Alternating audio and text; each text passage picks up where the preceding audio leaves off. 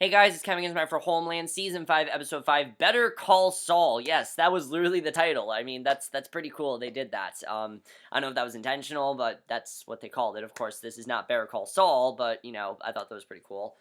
I've not forgotten about the show. I've not forgotten about it. Sorry guys, I just haven't gotten a chance to review it. This and The Affair I will review The Affair after this review, so you guys can see that as well. Um, I was definitely looking forward to this episode because last week's episode had that amazing twist, and I really didn't know they were going to follow it up here. Was this episode as good as last week? No, it was not as good as last week's episode. I still thought this was a really good episode. I definitely really liked it. I definitely thought it was a really great episode overall, particularly from Rupert's friend in this episode. Holy shit, he was amazing in this episode, especially towards the end. Wow, he was awesome. Really, he was great. And Quinn has had a really great season so far. But this episode, particularly, I really think was, I wouldn't say it was Quinn's episode, but those last like 3 minutes towards the end, definitely Quinn stole the show there. And I'll talk about that. But let's get in this episode. We start with Saul and Alison still at the airstrip, and obviously this is right after the plane went down with what's his name? I can't remember his name right now, but Dar is there as well. Alison says the Swiss police are 10 minutes out, and they don't yet know what was on the plane, and you can tell that Alison is just lying through her teeth. She knows exactly what's going on here. Saul says they kept them in the loop. Alison says she thinks someone betrayed them. Alison says she has a medical team interrogation, and they worry who else it might be. Dar sends her away while he talks to Saul, and basically Astrid then comes out and finds her bike tire flat. She takes it to her car where Carrie lurks nearby. Astrid says that the CIA is looking for her, and Carrie says that Quinn trusts Astrid, so she has to, and that would make sense. Obviously, he trusts her, so basically, they get into the car, and Carrie says that she needs her help, and Astrid slashing her tire wasn't a good way to start, because obviously Astrid does not really like Carrie very much, and Carrie shows her the photo of the assassin she killed, and Carrie says no one can know about this, and she's literally putting her life on the line, and yeah, it's true. I mean, she wants everyone to think she's dead, so Carrie says she was the intended target in Lebanon, not during, and says whoever it is after her thinks that she's dead, so she does have a very good plan here. I will say that. Carrie's a very well-calculated plan. And Astrid says she doesn't know the man. Then Carrie says the man also tried to kill Quinn. And Astrid asks if Quinn's okay. Carrie says he'll live. Astrid wants to see him. Carrie says it's not a good time. Carrie goes to get out of the car. And Astrid asks for the photo and says she'll try. But she's not doing it for Carrie. And she's going to do it obviously for Quinn. Because she wants to know. She wants to make sure Quinn's okay. And that's why she's going to do this. So she tells Astrid that no one can know she saw her, and Quinn then takes the bandage off to check his wound, and he's still hurting really badly. Throughout this entire episode, he's in really bad shape, and he hears the door, grabs a gun, and, I mean, the thing I loved about Quinn this episode is that even though he's in pain, he still has to be, prepared for any intruders or killers, because clearly there's someone after him, just like there's for Carrie, so he's terrified this whole episode, and basically, it's just Carrie, luckily, and that scene was great. Like I said, this really was Quinn's episode. Everything that Quinn did in this episode, I really loved, I have to say. I could have just watched a whole episode around Quinn just being terrified for his life. In fact, I would have loved it if they did that. Even though they didn't do that, I still thought it was really great what they did with him here. So, he says she was gone a long time. She says she had to wait for Astrid to wake. She says Astrid didn't know the guy on site. And Carrie notes that Quinn has a fever and helps into the cot. She checks the wound and says it doesn't look good. He says it's going septic, and he says there's an ER a mile down the street, then asks how she feels about armed robbery. And basically, they can't get this ER there because obviously someone's after Quinn, and if they know he's at that ER, they're gonna come after him. So she decides to call Jonas, and I thought this was really smart because obviously last time she called Jonas, things really were not good between them. But she has no choice right now. She has to call Jonas because, she knows him. They have a good bond, and he knows what he's doing, and despite all the tension between them, they have to put that aside, and I thought that was great. And basically tells Quinn that his sister is a doctor, and, they can't get him to the hospital, so he'll get his sister.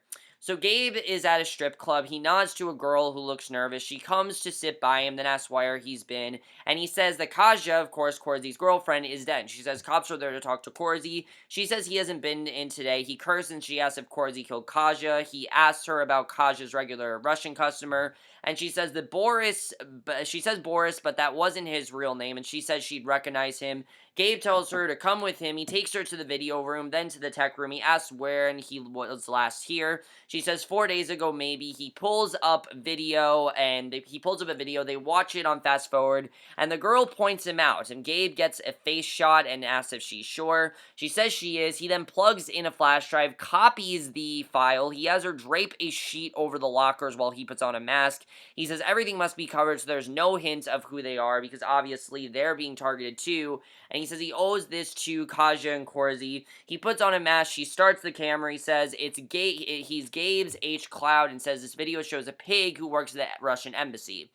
So he says this man murdered an innocent girl and disappeared her partner. He says it's a call to arms. He says show up at the Russian embassy at noon so their voices will be too loud to ignore, and basically they have this whole plan out. So Jonas shows up to the safe house and tells him to get inside because it's not safe, and basically she says she lied and says she was hurt, so he's surprised to see her safe.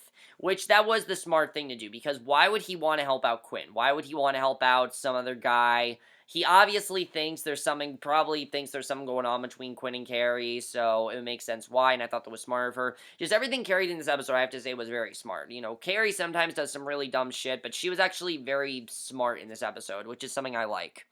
So he's furious, and she says they need to get an IV into a friend of hers or he'll die, and she promises to explain. Jonas asks why he should do anything for her, because of course, you know, the last time he was with her, she just ran off like a crazy person, and Carrie says she doesn't know, then asks if he has the antibiotics. Jonas looks at Quinn, who's out cold, and Carrie tells Jonas to wash his hands so she can help, and basically, Alison tells Saul he hasn't spoken since they left Genevieve, and Saul says he had convinced himself that they were going to change the world, and he says it wasn't the, Syrians.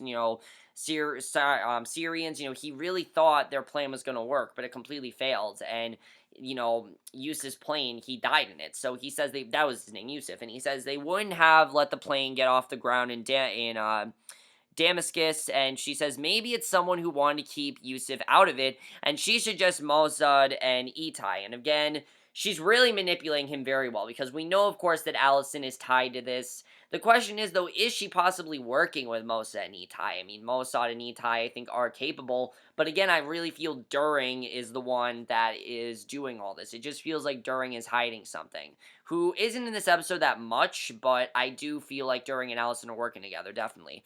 He says he doesn't buy it and says nothing is simple about Israel sabotaging their operation, and the simple answer is usually correct. And Alison then drops Saul off, says she won't be able to sleep tonight, so she's going into work, and he kisses her, then goes. She tells him not to forget his bag. He grabs it, goes, and Alison watches as he gets inside, and basically Jonas then asks what if he doesn't get better, but she says, you know, she's thinking that Quinn's gonna get better and he'll be fine. He asks if she'll take him to the hospital. She asks if his sister would come check him, and Jonas refuses to involve his family further, because he would do it for Carrie. He's not gonna do it for someone he doesn't know. He's just not gonna do that. You know, why would he do that? So Carrie says she gets it. Jonas says he wouldn't be involved in any further either. He strips off his gloves. Carrie thanks him and says he's done more than enough. Jonas says no one should have to live like this. And I do agree with, you know, I like that Jonas still cares for Carrie. Even though she's ran off, he still cares about her because he's just nice person. He's just a nice person like that. He's not going to care about her. He understands what she's going through. He sees that someone's after her, and he feels really bad about it. And I definitely like seeing that, I have to say. It's something I definitely thought they are doing very well with Jonas as a character. A way to make him not, you know, likable. I definitely like that.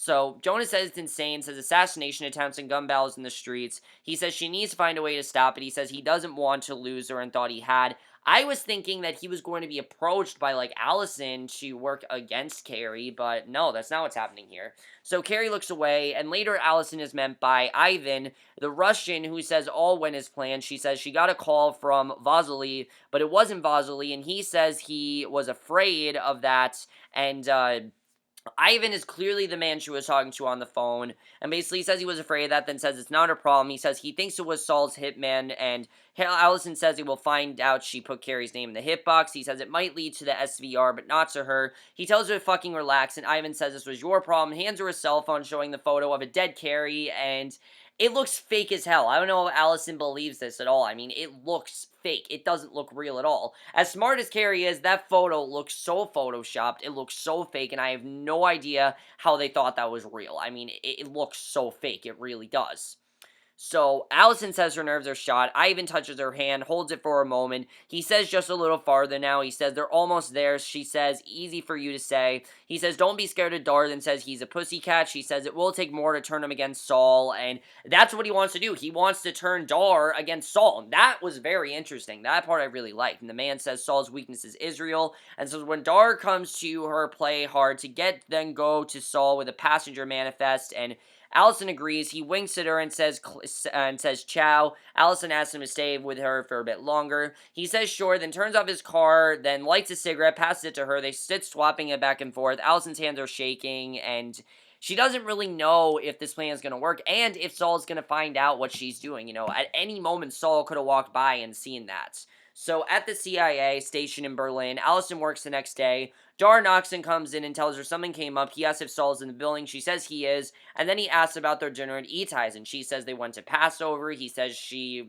reported it was friendly. He says the bomb was magnetic and set to go off at 20,000 feet but malfunctioned. And he said the text told him it was like what Israel has been using against the nuclear scientists. And he says that Itai and Saul go back a long way. He says they can't ignore the possibilities, then tells her to put a team on this. And she asks if that means that, if he means Itai, but he says Saul, and says he wants to know who he meets and what he's saying to them, and Alison broods on this development as she prints out something. She grabs the printed papers, then goes to see Saul, and she finds him working, and he says he's looking at people at Langley, and Alison says she has something he needs to see, and shows him the passenger manifest of people on a Saturday flight to Geneva, and she tells him to look at the highlighted name Michael Petridge, who is a professor of applied sciences, and Saul asks who that is, and she shows him the photo, and it's Itai, and Saul says his name, and Alison says he was there in Switzerland the day Eustace's plane went down. So basically, she's making it seem like this man is responsible, that Itai is the one that is responsible for this, when it's clear that I think Ivan and Alison were the ones that pretty much planned this out, but, you know, she's not going to tell him that, obviously. So Saul asks if they know who Itai met and what he did. She says he hasn't told them. He hasn't told Dar and came to her first. Saul says to keep it between them for now. He leaves. Alison shakes her head, but it went off just as Ivan said, and the plan went perfectly. I was a bit upset that the plan went as good as it went because I was hoping things would go bad for them, but no, it went perfectly. So Astrid looks for a match for the photo. She's startled by her boss, who says that there's a crowd at the embassy. He asks what she was looking for, and she says an identification. He asks to see. She shows him the photo. He says this is a paid assassin, and they do counterterrorism. So he recognizes the man. She asks who it is. He asks who's asking, and she says Annabelle, a pal from the LKA, and he pulls up the profile of Vasily Kovas. She thanks him. He says, do it on your own time next time. She says yes. She sighs once he's gone. And the news report on the protests outside the embassy, basically, Jonas tells Carrie that she should see this, and a reporter says a hacker reported that the SVR killed a young woman named Kaja Keller to get to CIA documents, and Jonas asks, what this means, and obviously, this is really bad. He doesn't know anything about Kaja, but he just knows this is really bad and what's going on there. And Carrie calls Astrid and asks what's up with the embassy because, she doesn't know what's going on here. So she asks if these are the same documents that Laura was writing about, who's not in this episode at all, by the way. I don't know why Laura's not here, but she's not here. And Astrid says that's what the hacker said. And Carrie asks about the photos, and Astrid says it's Vasily Kovas, a Shikian who used to kill for Russian organized crime, but who's now working freelance. And Astrid says he has done a bunch of freelance work for the SVR lately. And Astrid says he's a real tough guy, and Carrie ends the call. So Carrie says it's been right in her face, so she pretty much thinks that this guy is after her. And she goes to Quinn, says a guy who tried to kill him worked for SVR, and she says Saul didn't put her name in the kill box. The Russians did. It was not Saul. Of course, we know that Alison is the one that did it, and again, I like that nobody is really thinking that this is Alison, because why would you think that? So, of course, she doesn't even know who Alison is. So she says there's more in the CIA hack. Quinn tries to get up, says he has to go. Carrie says no one's after her now, and Carrie asks Jonas where Laura is, says she needs to go see the documents. Jonas goes to call her. Quinn says Carrie needs to get out of town. She refuses. Jonas ends the call and says Laura is at the embassy. So Carrie asks Jonas to please look after Quinn for a few hours. She says the last thing she'll ask, and he agrees, and they embrace. And it seems like they're on a good page. It seems like him and Carrie, just from them being together, they've worked things out, and I like that. So Quinn checks his bandage, sees that he's still bleeding, and it's not getting any better. Obviously, his sister never came, so obviously it's not going to get better. Saul goes to see Itai, then asks if he heard about a plane that went down in Geneva, and Saul asks about Itai's intel source, and Itai asks if he thinks Israel brought down the plane, then tells Saul to fuck himself. He asks where Itai was on Saturday and why he was in Switzerland. He says he was recruiting an asset, and of course, Itai had nothing to do with this. Like, we know it's not Itai, but Alison has just done such a great job that she's basically made Saul think that Itai was the one that did all this, and he says it was a waste of time because they never showed. Saul says this is troubling. Itai says these are coincidences. He says they did not murder the general. And Saul says that someone had to, so he basically thinks that he did. And the CIA tail snap photos of Itai and Saul talking. Laura interviews people at the protest. She asks if they think Gabe is dangerous, then asks if he's there. He says he's Gabe, and they all say me too. They start chanting that they are Gabe H. Cud, and basically that's how that goes, and Carrie shows up in her brown wig, and, well, Laura was in that scene, but obviously we know that she's going after Gabe, and everyone is covering up for him, because everyone's saying that they're him. So Carrie shows up in her brown wig and tries to avoid cameras. Here's my thing. If she doesn't think anyone's after her, why is she still undercover? I don't understand that, because she doesn't think anyone's after her. I don't understand why she did all this.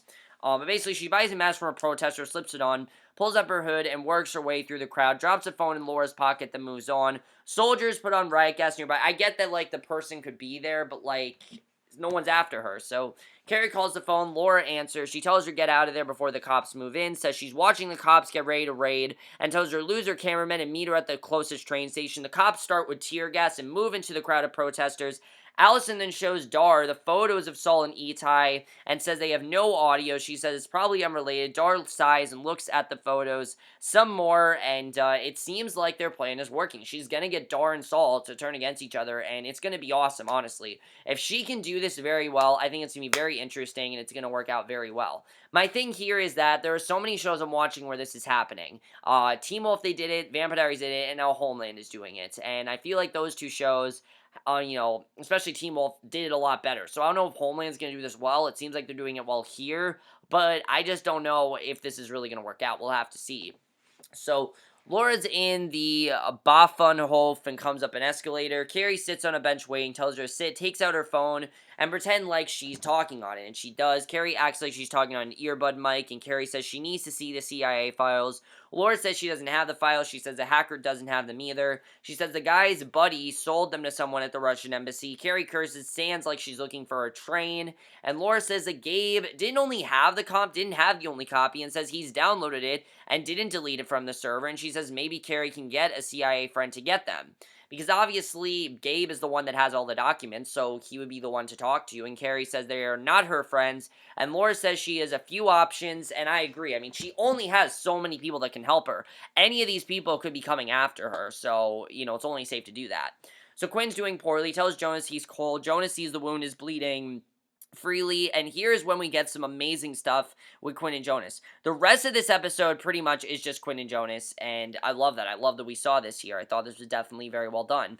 So Quinn says if he calls an ambulance, Carrie will be killed, and Jonas says they're out of their fucking minds. Jonas says he would never put himself in that situation. Quinn laughs, says he's already in it. Carrie calls and tells Jonas she's going to be a little longer. He says Quinn has lost a lot of blood, and she asks him to call his sister. He says the guy is dying. Carrie says call an ambulance, then he sighs and dials, but then he has to hang up when he comes back and sees that Quinn is gone.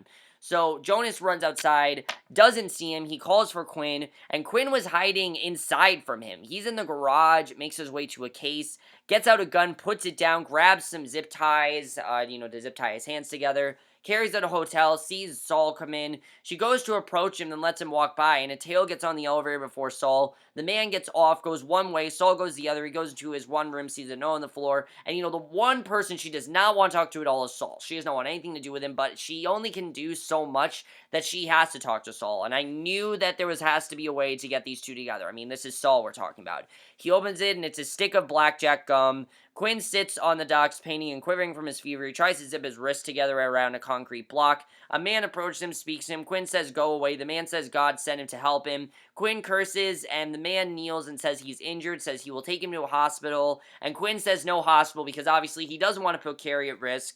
And this is a very interesting situation. The man takes a zip tie from him. Quinn says, "Leave me alone." Quinn struggles to stand, walks away from the guy. The man follows him. Saul then leaves his room, presses the elevator button, then heads down the stairs into the kitchen. He jogs down, goes out the loading bay by the catering vans and onto the street. A taxi pulls up at his door as the door opens, and he sees her and gets inside. She asks since when he is a runner, and he says since Mira filed for divorce, and we find out that him and Mira have divorced. That's why him and Alison are together. They're not having an affair. He actually divorced her, and, Quinn then struggles, and it seems like him and Carrie, they're going to be interacting again. So Quinn struggles on whimpering. The man follows. Quinn staggers and coughs, tries to open a dumpster to climb into. He can't get into it because obviously he has to hide. And for all he knows, this could be the man after him. The guy walks up on him, stares at him. Quinn falls unconscious, and that's the episode ends. And overall, really great episode, guys. Definitely really great stuff here. But that last scene with Quinn was just great. I mean, Rupert Friend in that whole scene was fantastic. You know like what Quinn is doing.